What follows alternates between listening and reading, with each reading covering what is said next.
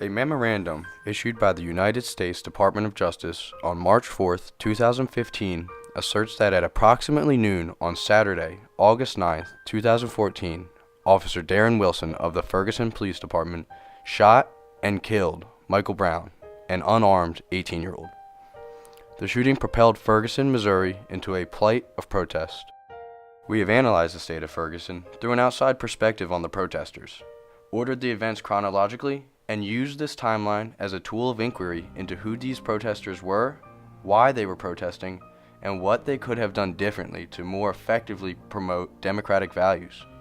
By using social media as a platform, people from all over the world were able to voice their opinion about the events in Ferguson in an unprecedented way. Seemingly overnight, this small community incited a worldwide movement.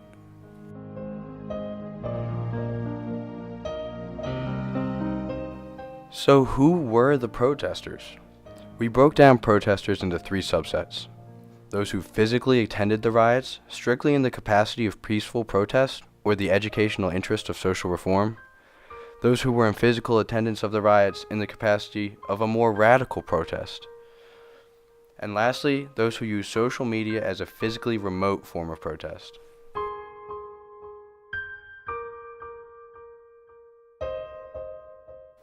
Like many social riots in the past, unrest and outrage among local community members began almost immediately, and gradually, social reformers and scholars alike traveled to Ferguson to make their mark. But what was unique about this contemporary one was the third subset of protesters.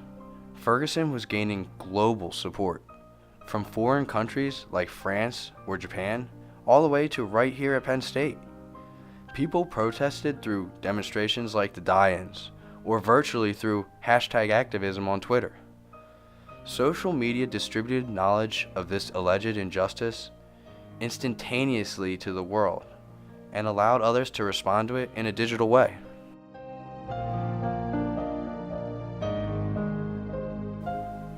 Why are they protesting?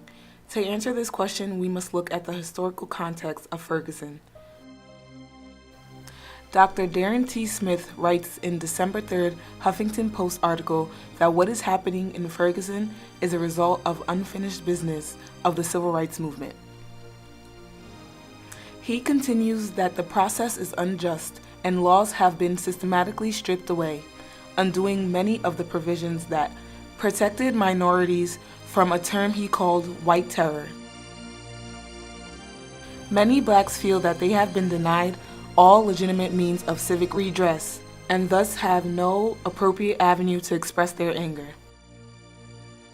Malcolm X said nearly a generation ago that it is either the ballot or the bullet. Given Dr. Smith's powerful perspective, it is apparent why the rioters' first act of defiance was to set police cars on fire. It follows that this act embodies the deep institutional distrust in towns like Ferguson. People are protesting because they have been mistreated, and they want to ensure that we learn from the past for the sake of the future.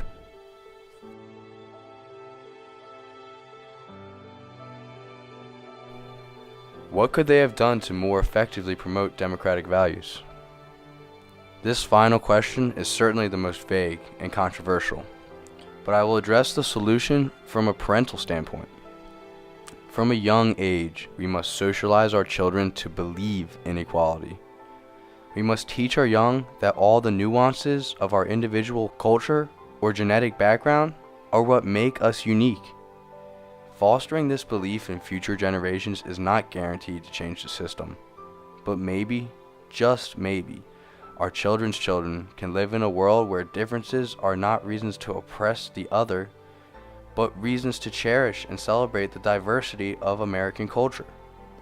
We can never give up. Just because equality has yet to be obtained does not mean that it is unobtainable.